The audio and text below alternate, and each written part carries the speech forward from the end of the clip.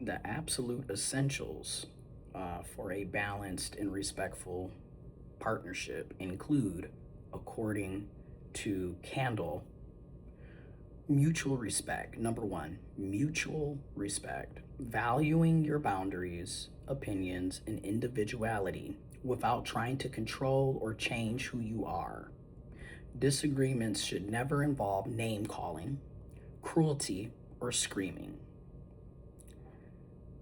I have to work on that because I need to work on mutual respect for other people and for myself because I have definitely got loud, yelled, screamed.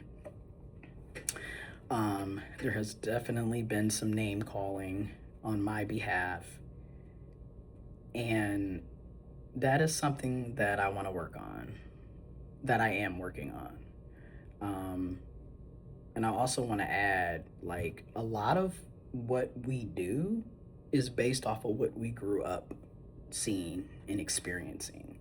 A lot of us grew up in households where there wasn't mutual respect. People were yelling and screaming, name calling and belittling, and just straight up cruel and dismissive of other people on a consistent basis. And growing up in that, you can start thinking that that's normal behavior when it's not. No, you know, in a healthy mutual respect partnership, you're not name calling and belittling your romantic partner, your family members, your friends, your significant other. You're not doing that. Number two, active communication. You shouldn't have to constantly guess where you stand. The bare minimum includes responding in a timely manner, holding real conversations, and listening to understand rather than just waiting to speak. So, going back to actively listening, this is so important. I think a lot of times active communication is not there. A lot of times I am left trying to figure out where I stand with the person because, you know, they don't want to do labels, they don't want to do titles, they don't give you real reasonings behind why they don't want to do these things.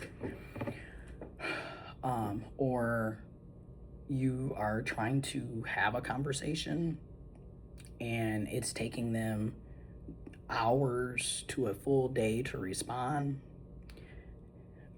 or multiple days or multiple weeks before they respond, or in some cases they don't respond at all, so you have to be the one to follow up. That's not active communication. It's very dismissive and it's breadcrumbing at the end of the day, and it's a form of silent treatment.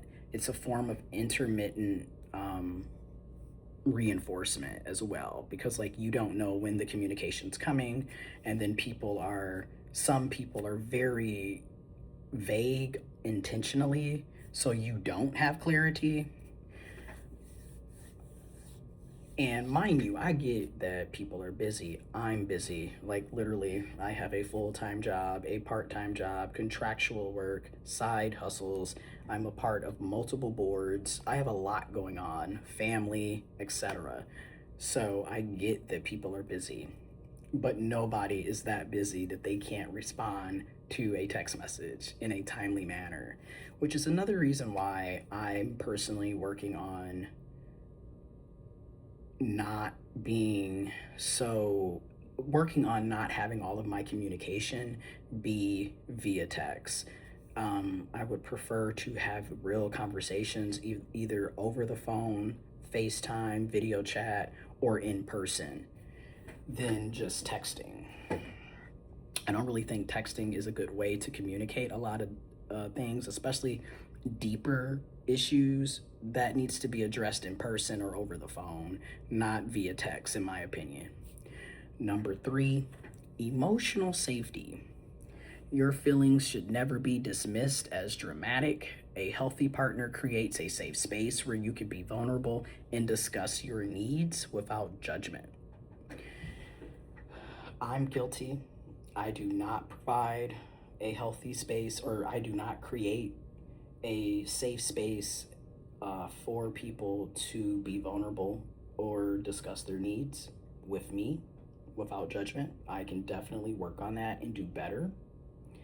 But I also would like to receive the same thing. Like when I'm telling you about a need that I have and then you're dismissing it or downplaying it, it doesn't feel good. It feels like I don't matter. And I don't really get how you can have a relationship with somebody if you don't care about their needs, you don't care about their feelings, and that's on me as well. Number 4, reliability and effort. Actions must match words.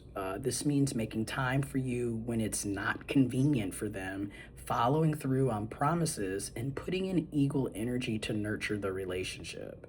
This is something that's very important to me because on this particular level, I do really well with being reliable and putting in effort. Like, I don't have a problem with showing up for the person I'm with or the person I'm interested in. I don't have a problem planning dates. I don't have a problem, checking in with you throughout the day to check in to see how you're doing.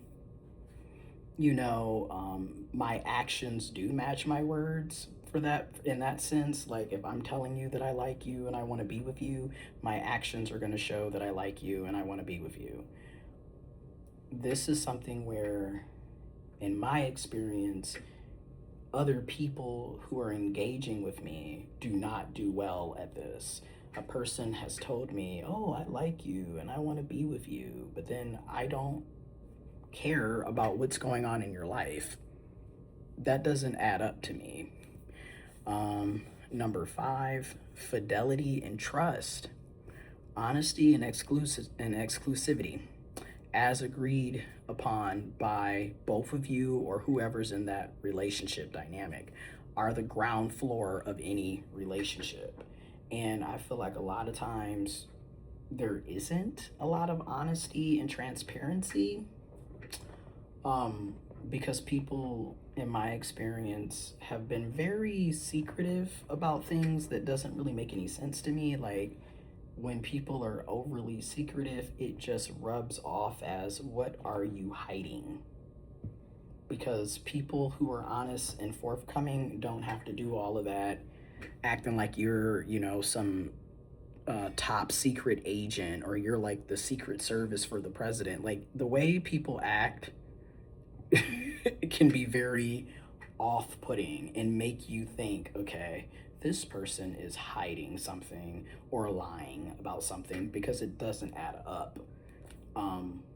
But again, these are supposedly the bare minimum for a healthy relationship.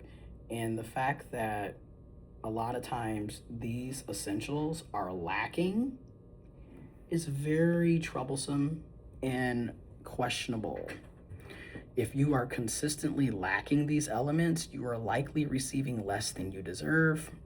And that's how I personally feel. I feel like a lot of times I have been receiving less than I deserve, and it's not a mutual input. And it's like, I don't want to be in a relationship with anybody if it's not going to be mutual, reciprocal, personally.